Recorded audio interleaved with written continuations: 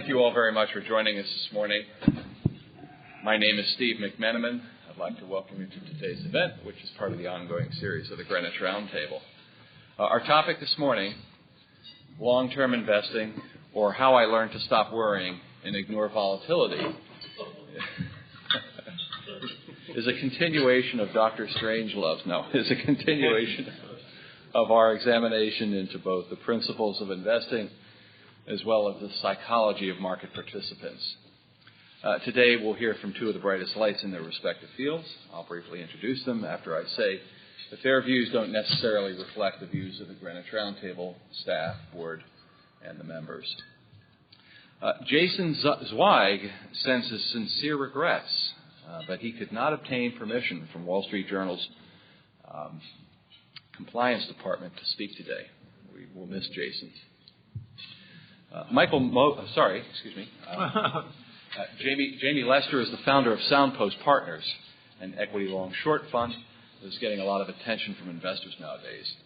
Before that, he was a senior analyst in cyclical industries at SAB Capital, a healthcare services analyst at Trellis Management, an event-driven analyst at Perry Partners, and a technology analyst at SAC Capital. Jaime began his investing career in the summer of 1995 as an intern at Steinhardt Partners. And sitting to Jaime's left, your right, Michael Mauboussin is an old friend of the Roundtable and the chief investment strategist at Legg Mason Capital. Before Legg, he was the chief U.S. investment strategist at Credit Suisse. Michael is deeply original in his insights, and he's one of the most thoughtful people we know. He's authored two books, which I highly recommend. They're titled More Than You Know, Finding Financial Wisdom in Unconventional Places, and Expectations Investing, Reading Stock Prices for Better Returns. He's also an adjunct professor of finance at Columbia Business School, as well as a trustee of the Santa Fe Institute. And sitting to my left, Peter Lawrence is the moderator of the Greenwich Roundtable today. He's the founder of Flag Capital, one of the most respected investors in venture capital and private equity. It's Peter's idea to get us reoriented towards longer-term horizons, and his enduring presence keeps us from getting mesmerized by hedge funds. So Peter's a trustee of the board, and please welcome Peter as he gives us a little perspective. Thank you. Good morning, ladies and gentlemen. How I learned to stop worrying and ignore liquidity. It sounds like a self-help program on a cable channel. And we're going to have a little fun with this today. Steve mentioned it, and he's right. Every year he asked me to serve up a session on the illiquid, long-term private capital markets. You know, venture capital, private equity, that sort of thing. Just to remind us all that the Greenwich Roundtable focuses on all forms of alternatives, not just hedge. So that's been my role historically, and I'm happy to field all kinds of questions on my favorite subject. But we felt that given all that's transpired in recent months, that it seemed appropriate just for this session to just think a bit more generically, draw the stark contrasts. Liquid versus illiquid, short-term versus long-term. How has your thinking, we're very introspective today, how has the last few months changed your thinking? How do you react viscerally to words like illiquid and long-term? Do the words cash and liquidity warm your heart or inspire envy? Can you utter the word leverage without feeling slightly nauseous? Those are the questions we're going to deal with today. We're here to help. One way I thought we might do that is to look back in history and look to some of the great investment minds to hear what they had to say about liquidity and long-term investing. The great Warren Buffett. Only buy something you'd be perfectly happy to hold if the market shut down for 10 years. Peter Lynch. You get recessions. You have stock market declines. If you don't understand that that's going to happen, then you're not ready. You won't do well in the markets.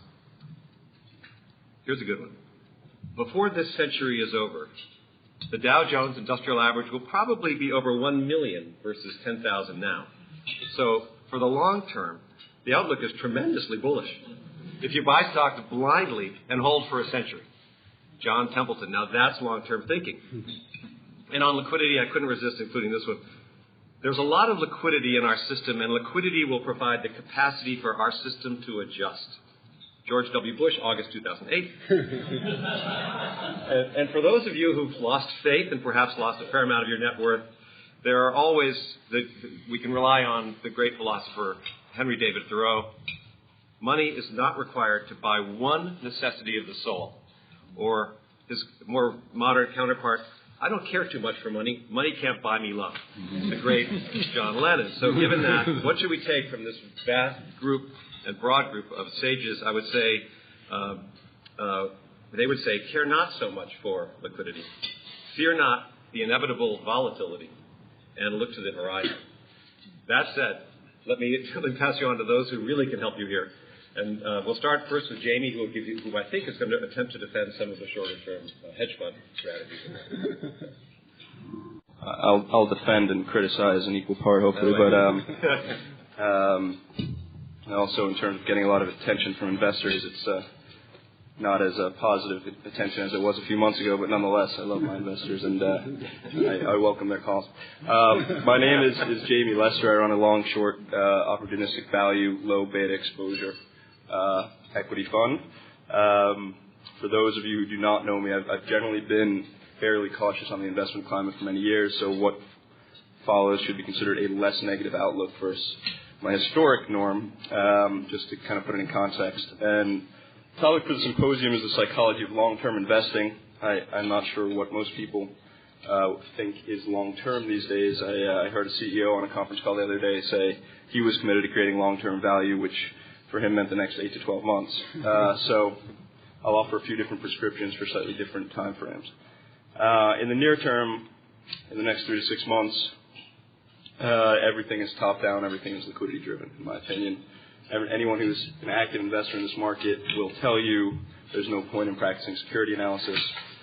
There's mania, there's fear, there's greed. There are, all sorts of liquidity-driven factors, and that is what moves security prices right now, not fundamentals.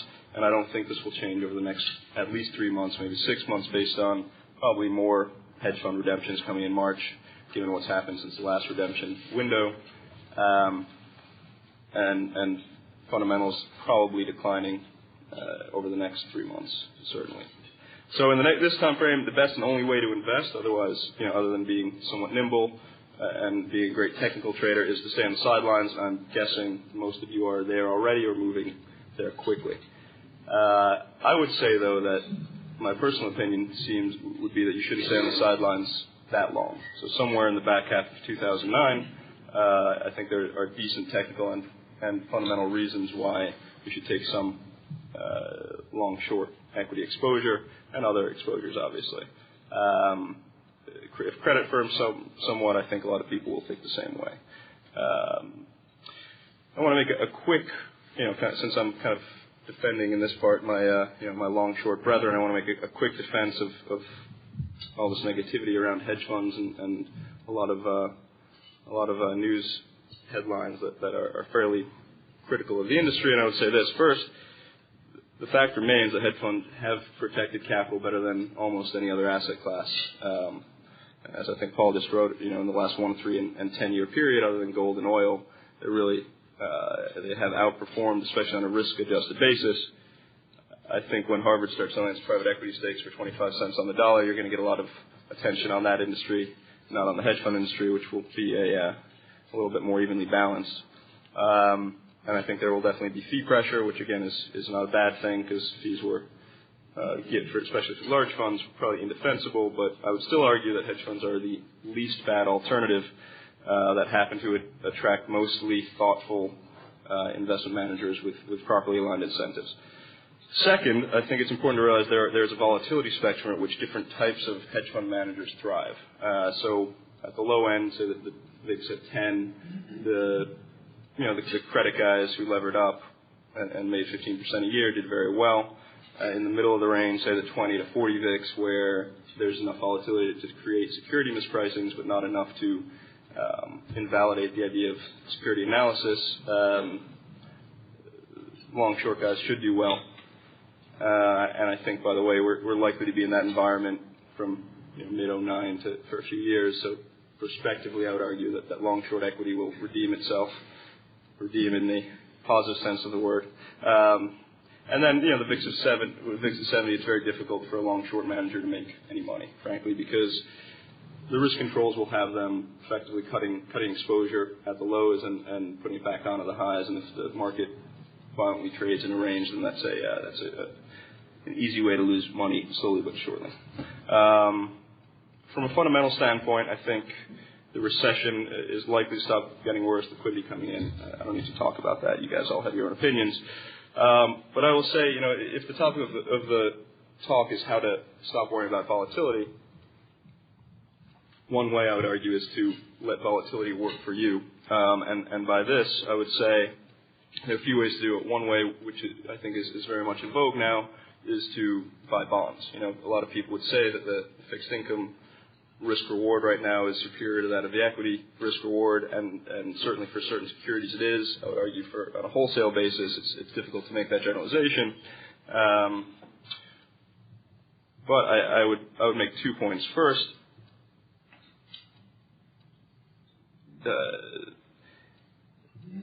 I don't want to, I guess, profess to be an expert in the subject, but if you are buying a senior tranche of a LBO debt, you're buying some leveraged loans, and you're saying, hey, I can get a 15% return, and I'm creating this company at 3 or 4 times through this senior debt, and I'm getting paid to wait, that's all well and good, but the fact of the matter is you are buying the most heavily levered company effectively you can buy, and you are taking a very significant risk that company is going to go through a restructuring process.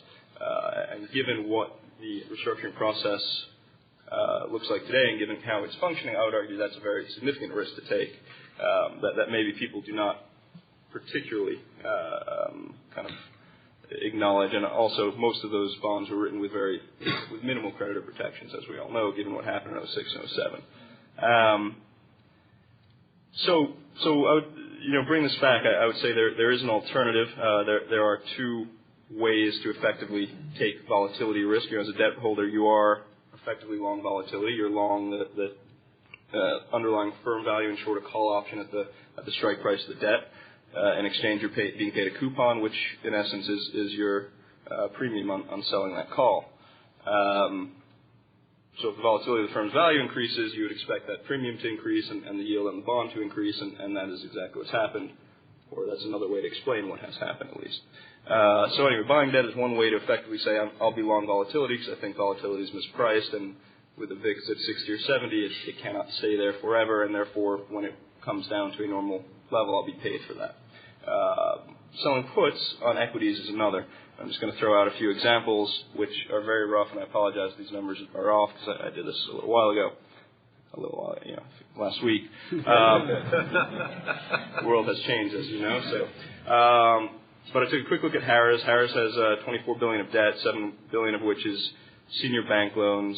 If you can buy that debt at 70 cents, you're creating a company effectively at $5 billion, getting a mid to high teens yield, which is pretty good. You're creating, on current EBITDA estimates, about 3 times for Harris.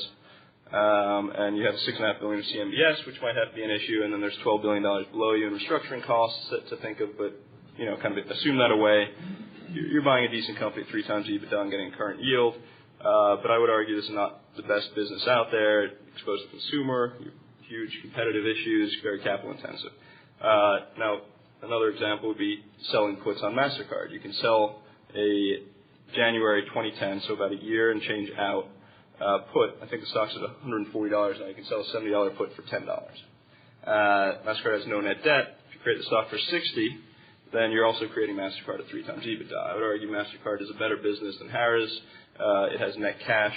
You are effectively long the senior piece of the capital structure. In this case, it's equity because there is no debt on the company, and you can make a 20% return on that put premium. So, I'd argue you have fewer fundamental risks. You're owning a better company.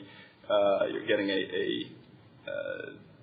the current yield in the same way, but either way, effectively you are short volatility, and you're willing to take that risk for a year, saying something crazy could happen next year, but that's okay because I'm just holding this for a year, and I believe that buying MasterCard, I would argue most of you probably have long-short managers in your portfolio who own MasterCard at 140. This is just another way to own it at roughly 60% lower. So So anyway, that's just one recommendation. The second recommendation I would say is on the smaller side of things, I would say there's been excessive impact on the small cap side of the equation. A lot of small cap guys are hurting, are selling, are trying to raise liquidity. It's very difficult for them to do that.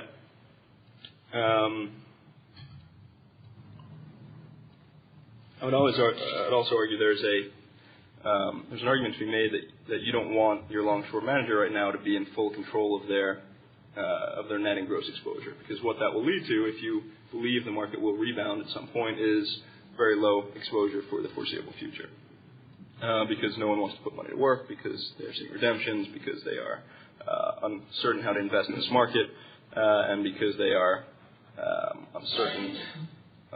uncertain also about what their tax position is. Ironically, a lot of people made money on their shorts and have not realized the losses on their longs, and therefore are in an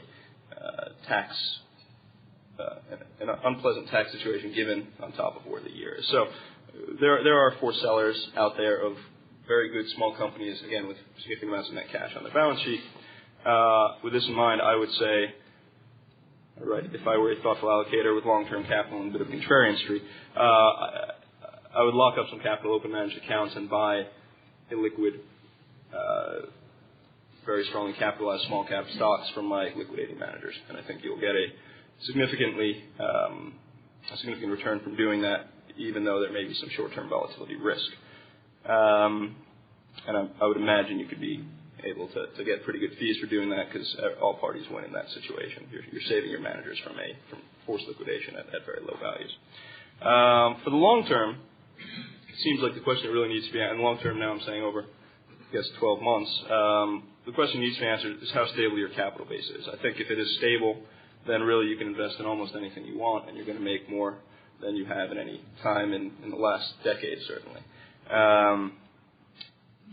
Most outsized returns, in my impression, from the 1980s and 90s were due to the reduction of the nominal interest rate, which obviously drove multiple expansion. And here I think we're setting up the same dynamic, only the prospect is of decreasing risk premia instead of nominal interest rates. But as investors go back to accepting 5% risk premium instead of 15, multiple expansion will follow mathematically. This could take a long time to develop, but I think it is most likely to happen. That's it. Thank you very much, Jamie. A number of questions come up from what you had to say. One of the interesting elements is, for me, and I'm wondering how you deal with in this kind of a marketplace. I think you said, to a degree, you need to stay on the sidelines because people are focused more on liquidity than anything else. But is there also an issue in your mind, of investors not understanding the risks they're taking, and then how do you, as someone who is enlightened about different types of risk, is part of the difficulty in investing today driven by the fact that you think your peers are less attuned to what the true risks are in their investing?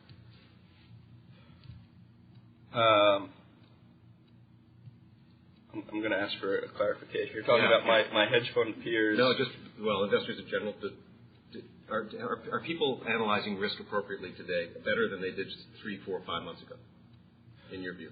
Look, when you're investing, there's always the risk, so to speak, that the other people investing don't see it correctly, i.e., they don't see it the same way you do, right? So, and how do you defend yourself in your strategy given that? Well, it's like anything else. If you short a stock at 100 because you know that there's no possible way the stock is worth 100, and some other silly investor insists that it's worth 150, well, that's a problem, and you need to size your position accordingly, and you need to, if you don't have a way to affect that, to kind of convince everyone that your opinion is correct. Obviously, on the long side, it's easier to think about because you can have an activist situation or something like that, but right. You're always going to have people disagree with you, and I think the bigger issue in this situation, though, is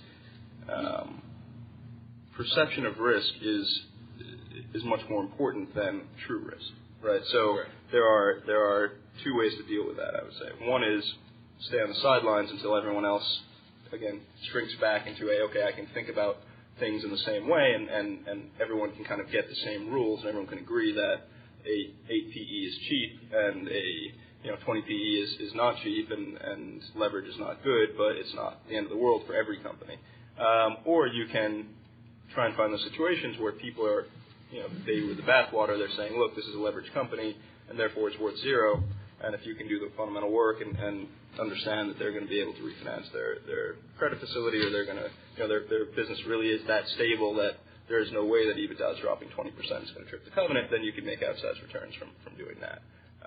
So it's like anything else. I think you need to, except with a greater margin of safety, you need to appreciate and understand that other people will not be on the same page as you all the time. You answered this question perfectly.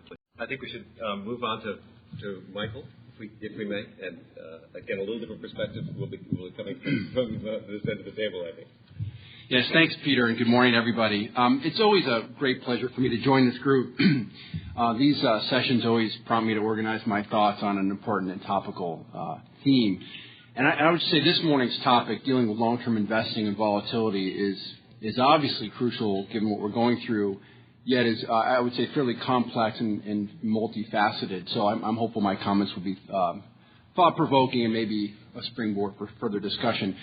I'd like to break my comments into three parts. First, I'd like to define what I think risk means. And the central point here is that how you define risk has a lot to do with your time horizon. Second, I wanted to discuss briefly how you can avoid catastrophe and comment to all great investment track records, long-term investment track records, as managers that have survived in all kinds of environments. And then finally, I want to touch on some behavioral issues on why dealing with the long term in the face of volatility is emotionally, physically, and psychologically extremely hard. And so I'm going to wrap up with some suggestions on what you can do if you accept all of these perspectives. So let me start at the top and discuss what risk means. And if you look it up in the dictionary, the classic definition is the possibility of suffering harm or loss. So if you carry that definition to the financial markets, risk in a literal sense is about losing capital. So the question becomes, how do I measure risk? And to me, the key to that answer in part lies with your time horizon. So specifically, I believe that volatility is actually a very reasonable way to measure risk for short-term investors. Right? If you have a bill to pay next month, you'd be very right to focus on volatility. And to try taking volatility measures away from, say, an options trader and see what happens, right? It'd be almost impossible to do your job as an options trader without some sense of volatility. In contrast, though, I would say that risk for a long-term investor relates to permanent loss of capital. And probably the most tried and true way of thinking about that is Ben Grant's concept of margin of safety. Right? Margin of safety basically says you're buying assets at prices that are substantially less than their value. And in this case, if you accept that, you can effectively ignore short-term movement, provided you feel you're comfortable that you've got your value and price relationships correct. By the way, as an aside on this short-term, long-term distinction has helped me reconcile what have always feel to me seemingly contradictory views of the market. So, for example, Warren Buffett often disparages standard finance theory and argues ideas like volatility or standard deviation are bunk. Well, that's true if you have a long-term horizon, as he does. Prominent traders, if you read about traders, in contrast, scoff at notions like value and relationships between value and price. They consider them basically irrelevant in their day-to-day activities. That, too, is true given their context. So the key, to me at least, is understanding the application of risk is really the temporal dimension, the time horizon. Let me add very quickly, too, that not all investors can be long-term oriented. You may recall about a decade ago, a book came out called Dow 36,000. And the premise of Dow 36,000 was that everybody is going to become a long-term investor, equity risk premiums go to zero, and hence there would be a revaluation of the market. It can't happen. And you can imagine a scenario that everybody in this room probably can relate to. For example, you have a new kid is born in your family, you start saving for the kid, and at that point, obviously, you're a long-term investor, but as the kid grows up and goes to high school and the college bills come due, you go from being a long-term investor to a short-term investor. So our life cycles, almost for all of us, assure that we will be both long and short-term investors at some point in our lives. And in fact, I'll make that statement stronger. Markets can't be efficient if only one group, short-term or long-term, dominates. You need to have some sort of a mix. So what can we say about the current environment if you accept sort of this this perspective. First, from a volatility perspective, what we are living through today in terms of volatility is not unprecedented. Markets had a very similar period of protracted volatility in the 1930s. It certainly hasn't happened in our investing lifetimes, but it certainly has happened before in capital markets. And by the way, people often talk about the role of technology or hedge funds or trading strategies and their contributions to volatility. Well, many of those things were not around in the 1930s, and we still had the volatility. So there might be something more structural about markets than just these sort of actors and tools. The second point is volatility is clustered. What we know from empirical finance is that, in contrast to what random walk says, volatility comes in bunches. Low volatility regimes interspersed with very high volatility regimes, and you go from one regime to the other. So one of the things we can say with relative confidence is that volatility will be lower at some point in the future. And I think that Jamie's idea about shorting volatility, I mean, part of that is a time horizon sensitive comment as well, but shorting volatility certainly makes sense, just as going long volatility would have made sense a couple years ago. Final point I'll make here is that using a long-term historical capital market line, today's volatility is measured by the VIX, and the VIX I think yesterday was around 55, is consistent with equity returns of about 20 to 30%. So this observation squares with some of the things we're seeing in high-grade, high-yield, and convertible fixed income markets, but obviously in the short term, perceived risk and reward are extremely high. So let me turn to my second topic, which is, how do you, especially as a long-term investor, avoid catastrophe? So let me start with a little quiz. So this is an interactive part. So you don't have to, you could write it down if you have a piece of paper, but you don't have to. You can just keep this number in your mind. So here's my little quiz, and you'll jot down your answer. So let's say I gave you a $100 bankroll. So everyone gets $100 to start, and I'm gonna let you call 40 rounds of a coin toss. Okay, so 40 rounds. You start with $100. And for every dollar you wager, heads will pay $2 and tails will cost you $1, right? So it's clearly a positive expectation bet. So the question is, so in every bet round, obviously if you bet everything and you lose, you can go to zero or you can make your money. Okay. So the question is, what % of your bankroll should you bet on each round in order to maximize the probability of having the most money at the end of 40 rounds? Okay, so that's the question. You can think about the number. So your answer would be a percentage. Obviously, if you bet 100% and came up tails, you'd lose everything. That'd be bad. If you bet nothing, you'd be foregoing a positive expectation bet. That would be bad. So it's got to be somewhere between 0 and 100. Right? So you may think about the answer in your mind. Now, I'm going to give you the answer in just a moment, but I'm going to use that little quiz as a point to jump into some very serious topics about money management and asset price distributions. It turns out that you can't answer the question I just posed with classic mean variance analysis, because mean variance analysis applies to single period bets, and I purposely gave you 40 rounds. To figure out the answer, you have to recognize that you are parlaying your bets, right? So what you made in the last round is relevant for the next round, and that you have to calculate and effectively maximize the geometric mean. So that is known in money management circles as the Kelly criterion. So let me go back to that coin tossing example and simply offer some intuition. Betting too little, obviously, you'll leave a lot of money on the table. Betting too much, you risk ruin. That is, losing all of your money. This is called overbetting. And overbetting is a major problem in many parts of the investment world. In fact, overbetting has killed a lot of supposed long-term investors, including the famously named long-term capital management. Overbetters are assured ruin. It's just a question of when that ruin will come. By the way, the right answer to that quiz is 25%. You should bet 25% of your bankroll in each round. And betting 25% would maximize the probability of having the most money at the end of 40 rounds. So out of whatever your intuitions were, whether it was higher or lower, but 25% is the right answer. So now the question is, why do people overbet? And I think there are three fundamental reasons. The first reason, which is also very relevant today, is the problem of induction, right? Which you learn about in philosophy class in college, often associated with the Scottish philosopher David Hume. The basic issue is people generalize about a system based on a limited number of observations, and then they go on to assume that the future will be like the past.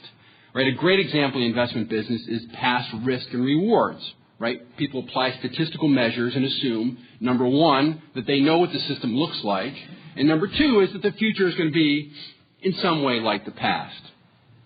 Karl Popper, as we know, argued the way to combat the problem of induction is to focus on falsification.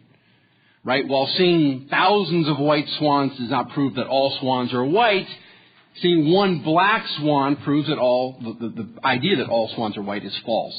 So the term black swan, which is now obviously inexorably linked to this idea of extreme events, is really meant to symbolize the way to deal with the problem of induction. So the bottom line here is when things have gone well, people expect things to continue to go well, and that leads to overbetting. That is too much or unwarranted confidence that we understand the system. The second factor behind overbetting is leverage. And almost every train wreck you can think of in any financial institution has something to do with leverage. Leverage in the investment business tends to rise due to two interrelated factors. First, when volatility is low and competition reduces returns, investors feel comfortable using leverage to boost their performance. In a recent book about hedge funds from Andy Lowe, an MIT professor, he shows just a great example where he shows a particular quantitative strategy where the returns on the strategy were going down, inherent returns on the strategy, and that most of the managers using that strategy were increasing their leverage in order to get the same returns at the end. So if you were only getting your monthly statements and looking at the returns, you would have seen a very stable picture, but the composition was much lower ROAs and much higher leverage to achieve that same result. So again, a related factor, number two, is when things are going well and volatility is low, leverage tends to be cheap and accessible. So your bank or prime broker is ready to lend, and right when you shouldn't be borrowing, and they're going to raise your haircuts, obviously, when you should be borrowing, which is now. The final factor behind overbetting is incentives, and we could spend hours and hours talking about this topic, right? But the financial services industry is very competitive, and if you're a bank or a fund, and someone down the street is making more money than you are, you have a lot of incentive to imitate their behavior. In fact, if you don't imitate their behavior, you're likely to lose assets and you're going to lose people. That said, the financial institutions that have done well over the long term, and that list is shrinking as we go through this, tend to be organizations that are fiscally conservative and do an effective job of managing that incentive problem. Let me just wrap up this discussion of catastrophes with what I call the paradox of risk. That is, what appears by consensus to be the least risky based on past performance is often very risky prospectively. And inversely, what appears to be very risky based on past performance may have very little risk prospectively. Examples that would fit that today, of course, would be Treasury securities on the one hand, which now, with negative yields on the 2-year, right? Everybody feels like this is a very place to hide. And certain fixed income securities, some of which Jamie described, on the other hand, that have historically done poorly and have a lot of concerns about, may be pretty good. So how do you avoid catastrophe? Worry about the problem of induction and bring this up in your own organizations. Worry about leverage and worry about incentives a lot.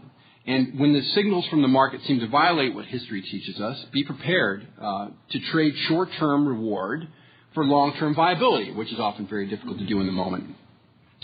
Let me wrap up my comments with some behavioral or psychological issues, and I think these weigh very, very heavily on our ability to maintain an appropriate focus. One of my favorite researchers in this area is a Stanford neurobiologist named Robert Sapolsky. If you jot down that name, Robert Sapolsky, if you ever see a book by him or get to see him speak, I'd highly recommend him. He's when you see him speak, by the way, he's one half brilliant scientist, one half Borscht Belt comedian. So it's great science and very entertaining. Sapolsky is one of the world's experts in stress and spends the school year in his lab at Stanford and the summers in Kenya studying baboon troops. And he decided to study baboon troops because, of course, they're very similar to humans physiologically, and they also spend their time in a very similar way. They take 2 or 3 hours a day to feed themselves and to balance their waking hours tormenting one another. So Sapolsky, what he's able to do is, of course, shoot tranquilizer darts into their flanks and get a read on their stress levels by measuring their cortisol levels, which, by the way, is something that tends to be quite difficult to do in most organizations. So he's got the advantage there. So where does stress come from? Not surprisingly, humans don't deal with a lot of physical stressors like predators. By the way, 99% of stress responses in nature are because of physical stressors, threats. Our stressors, of course, in contrast, tend to be psychological. And in fact, stress usually kicks in when three conditions arise. Condition number one is you feel a lack of predictability or control. You just feel like you don't know what's going to happen next, and you have no control over what's going to happen next. And just sort of what Jamie's saying, it's a very true thing. When you say fundamental analysis doesn't work anymore, what do? I go to cash because I have no control over what's happening. I have no predictability. The second thing is you lose outlets to let off steam. So that's not so much true for us, but alpha baboon beats up the second baboon, who beats up the third baboon. So if there's no one to beat up to diffuse your stress, that's problematic. And the third thing is you perceive that things are getting worse. So the arrow's pointing toward bad, not good. Those three things kick in for stress. I would guess those things are a pretty neat summary of the current investing environment, right? An economic environment as well. So the question is, how do people react when they're stressed out? And for a whole host of evolutionary reasons I won't get into, the one big takeaway I want to leave you with is people tend to pull in their time horizons when they're stressed, right? So while they recognize intellectually that they should be thinking long term, their stress tells them to focus on the here and now, right? So not surprisingly, right when they should be thinking long term and acting long term, they're only ready to act for the short term. So this leads to a related idea which has been well developed in behavioral economics called myopic loss aversion. Myopic, of course, means lack of foresight. Loss aversion is the well-documented idea that we suffer losses 2 to 2.5 times as much as we enjoy similar gains. So for $1 loss and $1 gain, you suffer the loss 2 to 2.5 times more than you enjoy the gain. And in fact, if you come off a period of losses, that number goes up. So the 2.5 is under normal conditions, it actually increases after you've been through a period of losses. So what happens when you put all this story together? Number one, the environment causes stress. Number two, you shorten your time horizon. Number three, you revisit your portfolio more frequently. Number four, you see more losses. Number five, loss aversion kicks in and you suffer a lot. And finally, sixth and finally, you then up your risk premium that you demand for new investments, which pushes down asset prices. Right? So research suggests that a normal investor time horizon is about 1 year. So often people tend to reassess their portfolios. And you can be sure that it's a lot shorter today than normal. So the main implication from myopic loss aversion is that long-term investors should be and are willing to pay more for risky assets than short-term investors are because they're avoiding this problem. And that leads to my very last observation. Finance models assume normal price change distributions, right, and a random walk. So, for example, if you accept those assumptions, you can invoke the square root rule, right, which is volatility rises as a function of the square root of time, right? So you remember this from finance. So, for example, if 1 year volatility is 20%, 2 year volatility is not 40%, but rather it's 20% times the square root of 2, 1.4, so it's 20 times 1.4, 28%. So 2 year volatility is 28%, square root rule. What empirical finance, this is the key thing, what empirical finance shows is that investors assume more risk than is applied by normal distributions in the short term. And I'm going to define short term here as 4 year horizons or less. And less risk than the model implies for 4 years or more. So the model gives you some sort of sense of risk and reward. 4 years or less, you're assuming more risk than the model suggests. And for 4 years plus, less than risk than one. So empirical finance confirms what most people know, at least intuitively, that long-term investors actually take less risk than short-term investors. And I would add as a caveat, obviously, that this is only true if the past is prologue, and I've already suggested that's not always a good assumption. But given that this is a largely behaviorally based bias, I suspect it's going to be around for as long as our humans are wired the way they are. Okay, so let me just finish by bringing these comments about risk and catastrophe and psychology. If all this is sort of makes sense to you, what do you do about all this? There are 5 things. Well, I'll make 5 comments. Specifically, number 1 is decide if you can or should be a long-term investor. There's nothing sacred about being a long-term investor, right? You just have to make sure that if you're going to be a long-term investor, that you align your thinking, your policies, and your processes around that perspective. Right? If you want to be a short-term investor, that's fine, but make sure that you're doing the same thing. So just decide where you are and why you're there. Number 2 is avoid overbetting, or avoid people that are overbetting. And it's very difficult to do, right, when volatility is low and things are going well. And constantly consider this problem of induction and the deleterious effects of leverage and incentives. And we can be assured that we're going to see this again in the not-too-distant future. And you just have to be very mindful of it and try to avoid it. The third thing is, which I tell in our own organization, is work to reduce stress and to maintain perspective. And this is going to seem counterintuitive, but in a sense, when you're going through periods like this, working more doesn't necessarily give you better outcomes. You have to work hard, but you have to be smart about what you're doing. Some documented ways to reduce stress include exercising, very important. Second is maintaining and cultivating social connections. This is a really good time to call up the long-lost college roommate or the cousin from Denver and just make connections with people and hang out in environments that are not related to our day-to-day world so much, right? And the third thing, which is very difficult, is get sleep and maintain a healthy diet. I talked to someone about sleeping the other day and said, sleeping I list as one of my hobbies. I'm not sure it should be a hobby. Make it a hobby if you have to do that. Okay. The fourth thing is don't dwell on short-term portfolio moves. So easy to say, so difficult to do, right? But what you're trying to do is overtly sidestep loss aversion if possible. I do this by throwing away my statements. I know it's really bad. I know the results are really bad, but I know that if I look at it, I'm going to be agitated, and I know that it's bad, so why bother? I just throw it away and just go on to do something different. And then, in fifth and finally, is just remember this famous story from Abraham Lincoln. This apparently was from a speech he delivered in 1858, but he recounted that an Eastern monarch once charged the wise men in his group to invent him a sentence that would be true in all situations. And they came back after a lot of deliberation with this sentence that you all know. It's a famous sentence, which is, "And this too shall pass away." And as Lincoln said, and just think about this for a moment, as Lincoln said, this phrase, in quotes, chastens in the hour of pride and consoles in the depths of affliction. Right? That's really good stuff, right? So when you're feeling good, you say, "And this too shall pass away." And when you're feeling bad, you say, "Yeah, and this too shall pass away." So this too shall pass away. Long-term investors do stand to do very well in the future. So thank you very much. Thank you, Michael. So I kind of can't resist. Let's say I'm a pensioner, or maybe a beneficiary of a trust. Who should be my fiduciary, and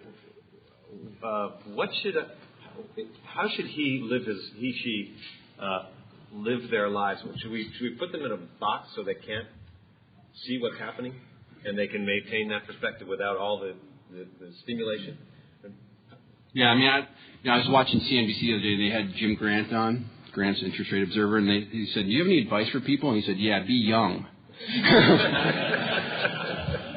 Kind of hard to act on that advice, but it's really good for young people.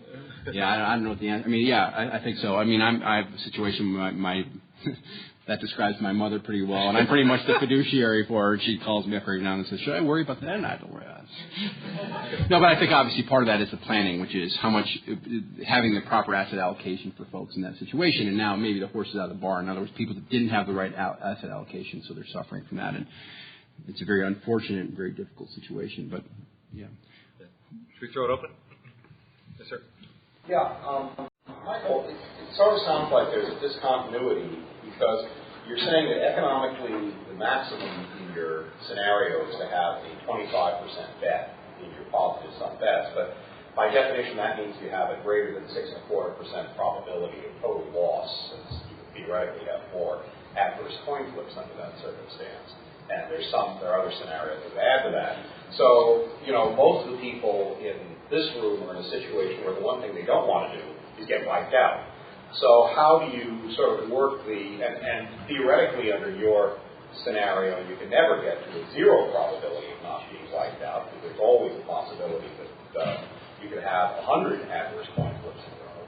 So how do you set that trade-off between economic maximization and avoidance of unacceptable loss? Right. So, well, in the Kelly criterion, I'm not sure. I want to replay what you said, but if you bet 25% of your bankroll every time, you can't go bankrupt. You can't get zero, right? Because you're betting 20% of what's right. So if you bet 25% the first time and you lose, so now you have $75. You bet 25% of 75, right? So it's not 25. So you can't. Correct. Yeah, I mean, you could go. So right. So and that's why I tried to choose my words carefully. That 25% leads to, you can't go to zero, right?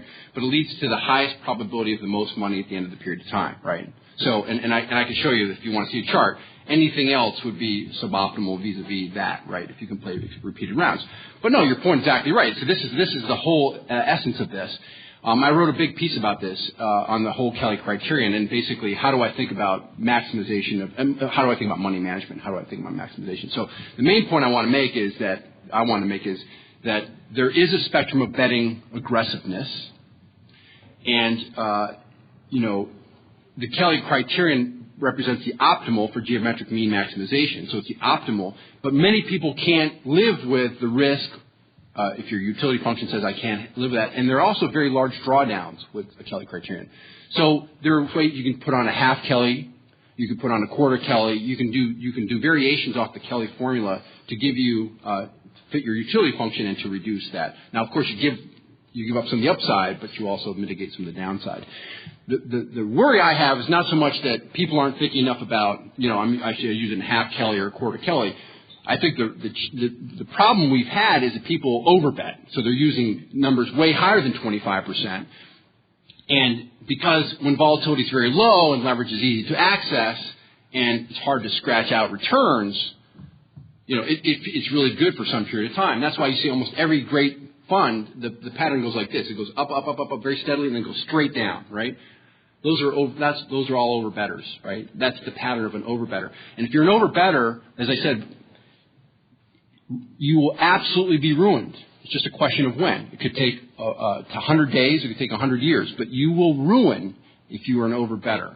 And by the way, I mean, these things are always, they could be completely apocryphal. But, one of the guy who's mostly associated with Kelly criterion is Ed Thorpe. Ed Thorpe wrote the book Beat the Dealer about how to bet in blackjack. He ran Princeton Newport Partners. Has had great numbers for a long period of time. And apparently long-term capital management guys, when they were raising capital, came out to Ed Thorpe and said, we'd like to have you participate. And they apparently came in with a lot of attitude.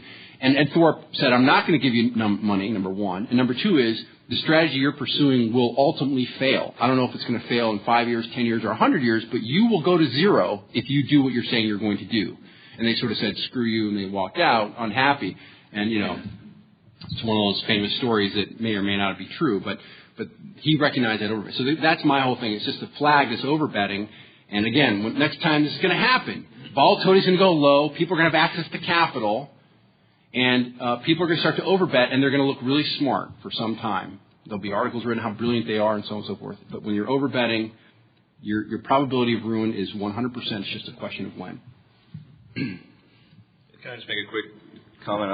It seems to me that overbetting is really more of a function of the ultimate source of capital, because obviously going back to the incentive structure, any manager or any fiduciary has, in essence, the opportunity. If they are given the opportunity to overbet, then they will. If you're a hedge fund, you can lever 10 to 1, then you probably will. And whether or not you think it's the right thing to do for competitive reasons, for other reasons. So the responsibility here is almost like feeding a goldfish. The goldfish will eat until it explodes, so you can't feed them that much. And I think the bigger issue is the system overbetting. Is the system prone to letting everyone who has the incentives to overbet if they are able?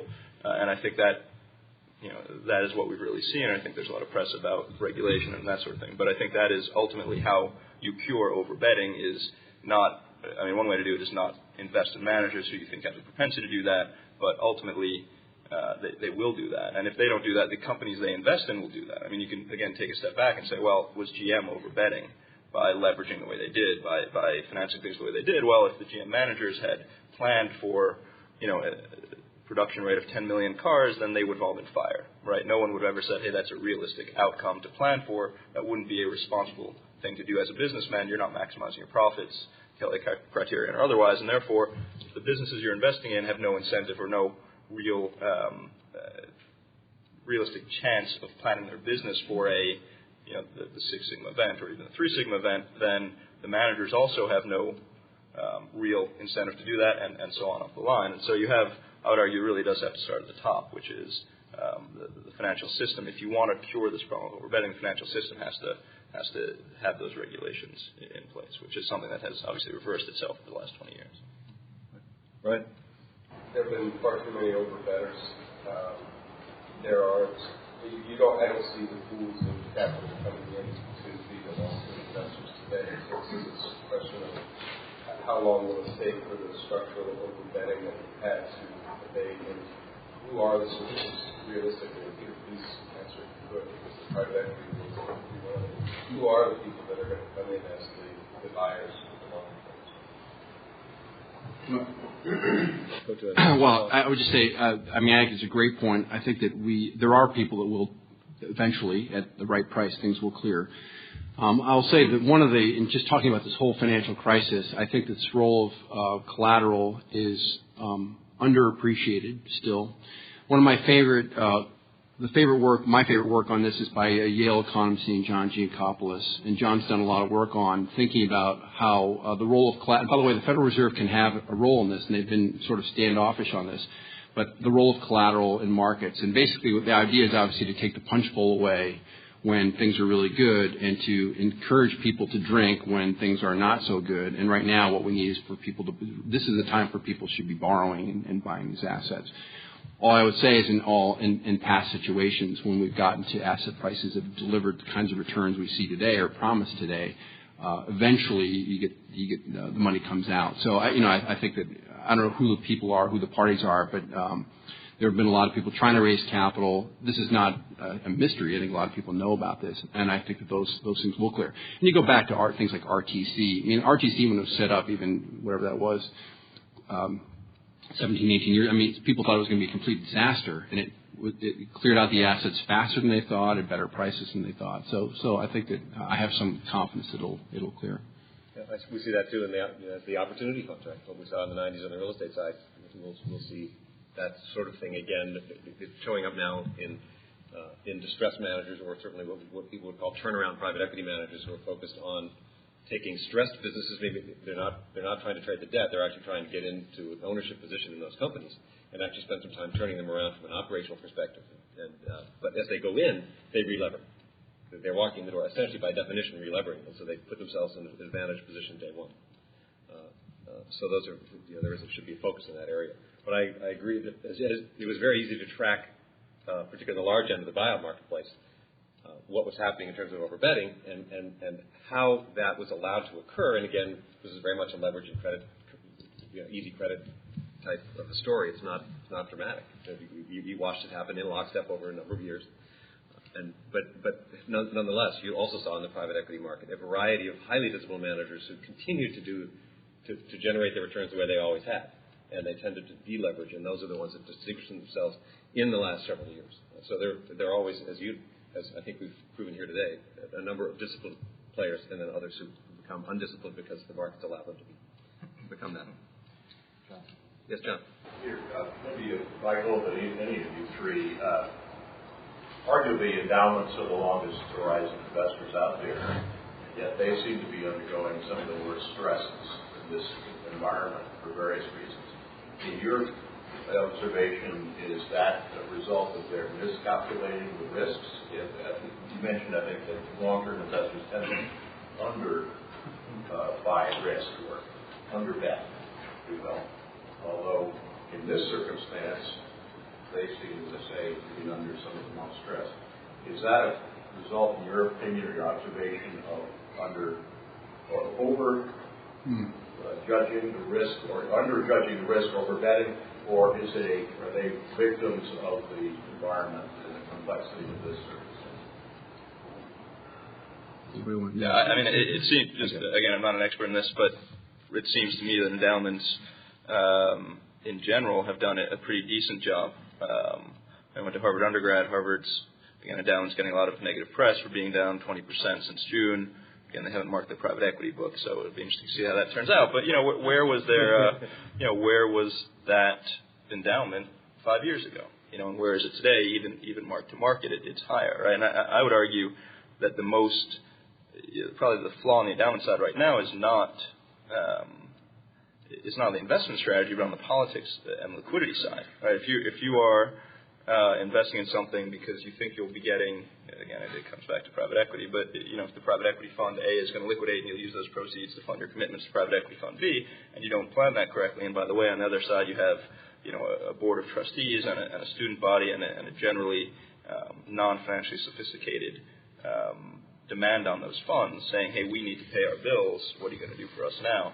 I think it's more a political issue than an investment issue, from what I can tell. And taking a step back and going back to the prior question, I think the only source of funds, I mean, if you were Tim Geithner, if I were Tim Geithner, I would say, you know what, you want my debt so badly at 0%, you can have it all, and I will buy equities and I'll buy bonds and I'll buy all these things that if we had invested Social Security into equities 10 years ago, it would have been the worst idea ever. And I think now it's probably a stroke of brilliance if that happens. So who's the source of long-term capital? It's the U.S. government and other governments and sovereign wealth funds, and that's it, as far as I'm concerned.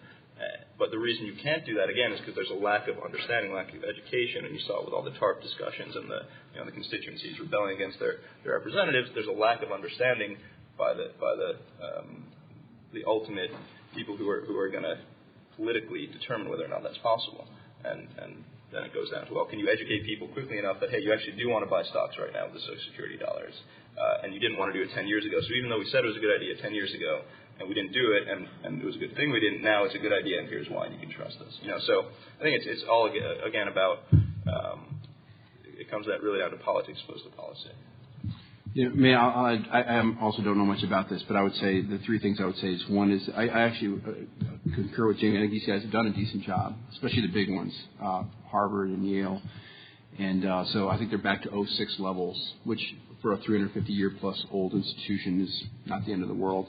The second thing is, though, and obviously this has been talked about a ton, but I think that where there have been more problems is endowments or other private groups mimicking basically the strategies of the big guys without necessarily understanding all the motivations behind that. So, sort of headlong into alternatives without understanding the nuances.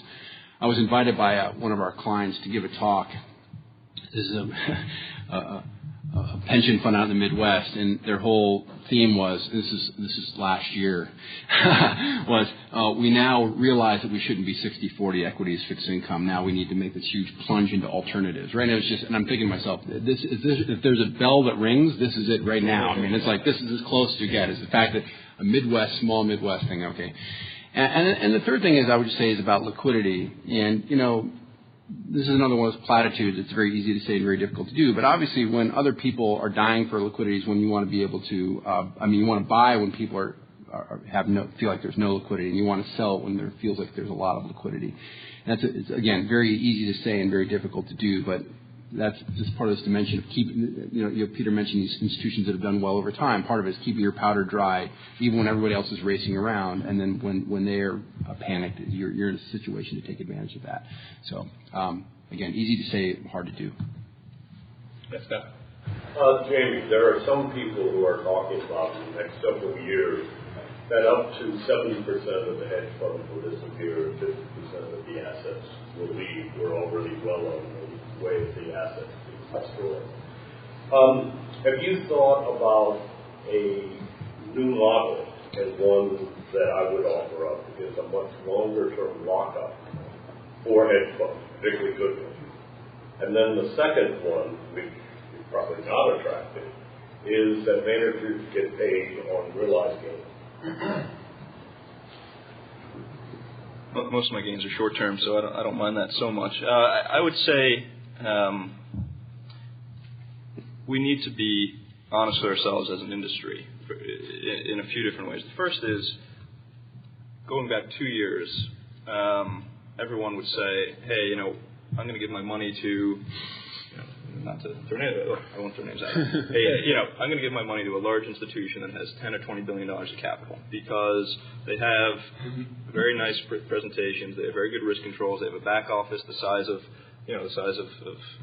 any investment bank you'd want to see, and I'm not sacrificing anything on returns. And I would say through 2007 that was true. And why was that true? Because even if you had $10 billion of capital, or $20 billion or $30 billion, there were large themes that you could glom onto, and you could really ride those themes. And by that I mean energy, I mean materials, I mean short financial, short volatility, short credit, and a lot of funds did very well. So through 05, 06, 07, I launched my fund early 05. The common refrain was, you seem like a nice guy, but why would I give you the money? And then the common refrain from my, eminently unhelpful people in my prime broker, again, who shall remain nameless, was, hey, 80% of the funds are going, 80% of the inflows are going to the top 20 or 30 funds, so don't feel bad, we're not getting you any money. So that was fun. But the point is that was the case, and it was difficult to argue that because there were these mega themes that you could just throw capital at, and it didn't matter. And now it's not the case, right? Now it's what's the theme? What big picture theme do you want your manager to bet on right now? There are ones you could bet on inflation, you could bet on deflation, you could bet on, there are things you could bet on, but they're all a lot riskier. It wasn't that risky a bet to buy CDS at 10 over. It wasn't that risky a bet to buy energy when all the funnels were going away. I think most big bets are much trickier. And so that having been said, the number of mispriced securities right now is, from my perspective, at an all-time high. And I actually do have my methodology is to look at a lot of different equities, to put them in a price target sheet, to wait for them to reach one end of the valuation spectrum, the other. And right now, a record high number of those are at the wrong end of the potential long positions. Shorts are mostly not that many interesting shorts. So I would argue there is so the big funds who are charging 2 and 20 and getting paid hundreds of $1 million to walk in the door every day, that doesn't seem like the right model, right? And so I would argue that most rational people, and even these managers, if you push them and say, look, I'm okay with 1.5 or 1.5 going down to 1 or 50 bips or whatever the number is, because the management fee when I started this business was meant to pay costs, and now it's a big profit center, and it doesn't seem like necessarily the right way to manage it. The question also is whether or not you need the liquidity. So right now my fund peaked at 290. I'll be at 150 on Jan 1, which isn't that fun, or 140 actually. But the expenses are such that that's not going to impact my organization. And so the question is, well, why shouldn't I let that money leave? And everyone's okay with it when it comes in the door. Just like everyone's, the analog I use on the fundamental investing side is everyone hates a high short interest stock, right? Because if you short something that has a high short interest, and everyone's there to buy it out from under you and force you up. Well, I don't hear many people complaining when they shorted the stock and other people coming after them to drive the stock down. You don't hear that argument very much. So, if you're going to benefit on the one side, you're going to have to give back on the other. And if you are investing in stuff that's relatively liquid, money comes in the door, that's great. Money leaves, that's not great, but it shouldn't impact your business. And so I would say there's no reason if you're investing in liquid enough securities to want a longer term lockup. And there shouldn't be any reason from an investor standpoint to demand that. Now, if people are saying one thing and doing another, that's different. If you're investing, if half your book is in privates and you lose your capital, that's a problem. That's where gates go up and redemptions get stopped. But I would imagine a lot of people want long-term money because burden the hands worth two in the bush, but don't necessarily need it. Whereas a lot of other managers might say, look, I really am taking a private equity type approach. I'm taking a hugely liquid position. I'm trying to affect change through an active strategy, and for that type of strategy, I do need to lock up. And that seems like a reasonable one to consider. Okay. Other questions? Yes, sir.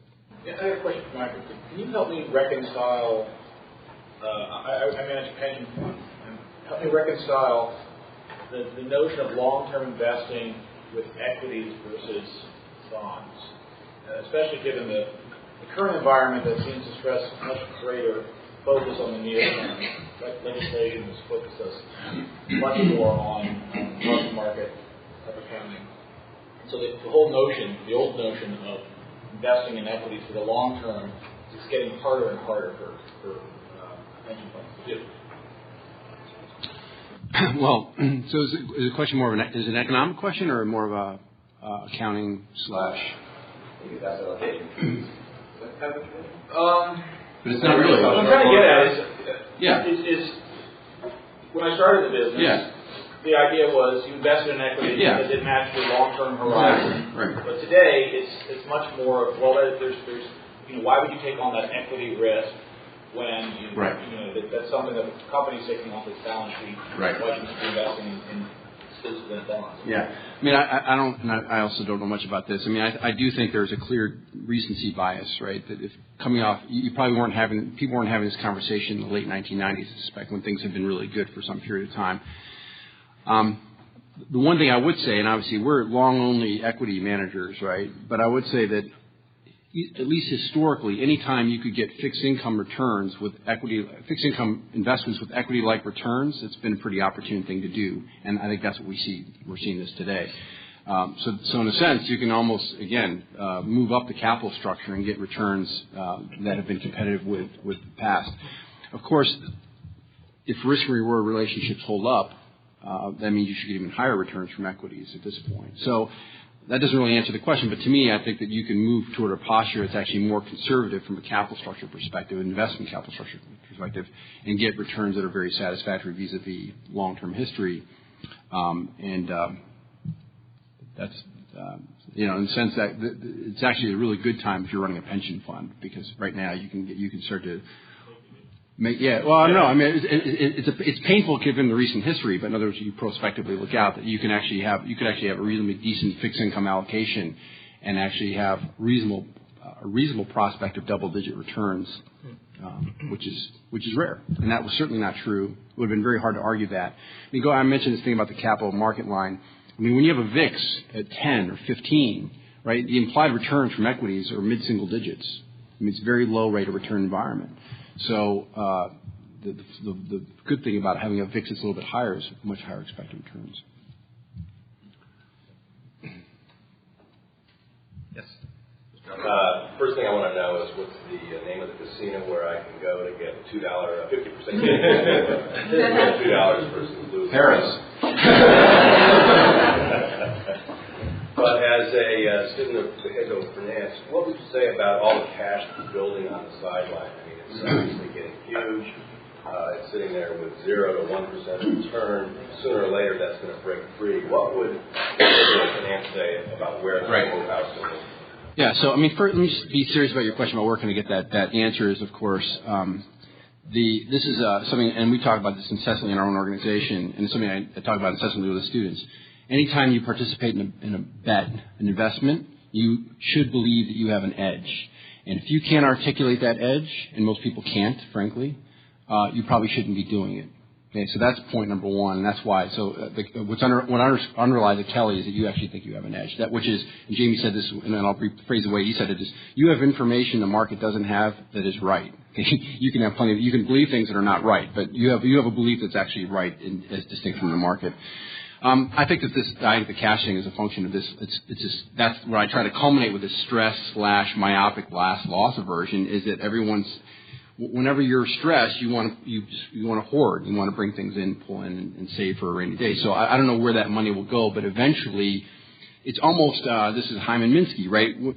When things are going great, you're sowing the seeds of the future disruption, right? Bad and things. And when things are really bad, you're sowing the seeds for things getting better. And right now, we're in that sowing process furiously. So eventually, people will start to let that money go. And this is, I mean, completely personal statement. I'm in the highest, intellectually, I know I shouldn't be doing this, but I'm in the highest cash levels in my own account that I've ever been in my life. I recognize, I'm talking about how you could own bonds and do great, right? But yet I'm still sitting here on my cash, right? Why? Because I don't know about the future, and I have to worry about paying for my kids' tuitions and so on and so forth.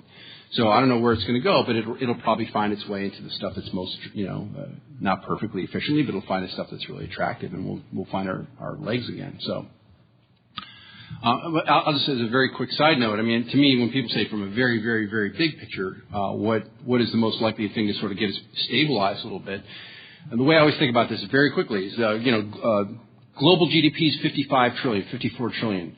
U.S. GDP is 13.5 trillion. U.S. consumer is 70% of U.S., right? So U.S. consumer ends up being 18% of global GDP. U.S. consumer, 18%, right? As of the second quarter, U.S. consumer assets were 67 trillion. The liabilities were 14 trillion. So their net worth was 53 trillion, the U.S. consumer. Of the assets, 67 trillion, a third is real estate and 2/3 are financials, stocks, bonds, cash, so on and so forth.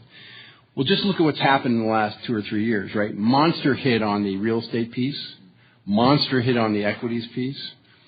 So what you need to do is get some sort of stabilization. The piece that will stabilize eventually, I think will stabilize thing is real estate. So if you have a good sense of when real estate, we find that supply-demand equilibrium, and I don't know, who knows, but let's call it late 2009, 2010. Market will anticipate it, of course, but once that happens, you get that stabilization, and then that'll allow, and the consumer won't come roaring back, but the consumer will find their sea legs. And the real estate market, housing market, big source of employment. It's got all sorts of spillover effects. So to me, that's one of the things to look out for in the next. If you want to be optimistic and say at some point this will stabilize, it'll be down maybe another 10 or 15% price-wise, but it'll stabilize, and then we go from there. Yes. Do you think that people do a good job of assessing being realistic about how long-term they can be? Because you've had a shift from people looking at life as rentiers to looking at it as annuities, where there's an implied capital gains component in the income stream that they seek to withdraw. And is that really a realistic assumption, or is there a shorter time horizon, if you look at the duration of the need for cash flow to be drawn from capital, that many people who think they're long-term investors like endowments don't adequately take into account? I don't know if you're asking me, but it sounds to me like you know the answer much better than I do.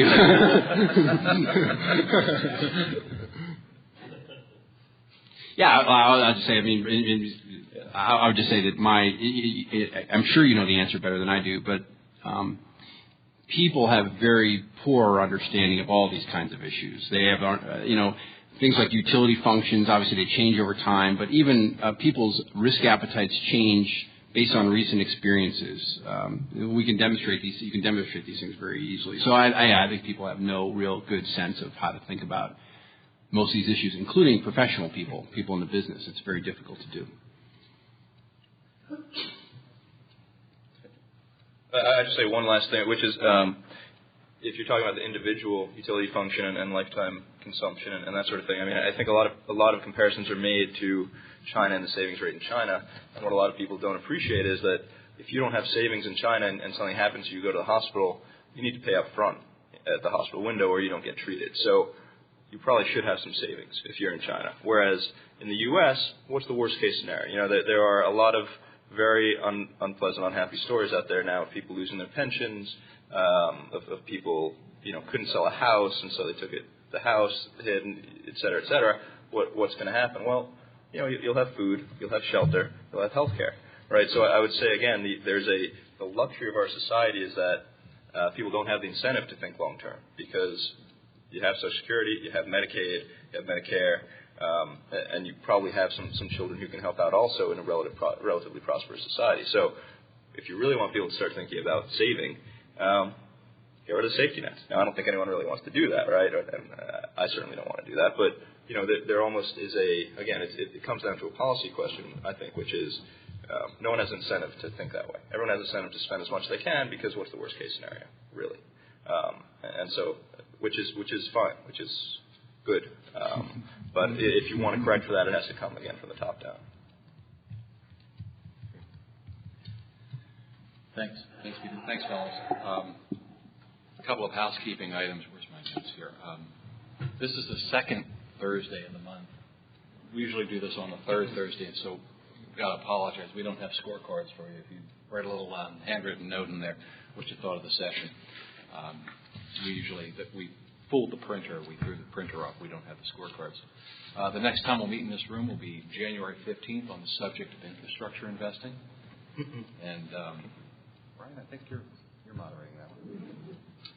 And to Paul's question about people, do they understand the duration of their investment, the horizon of their investment.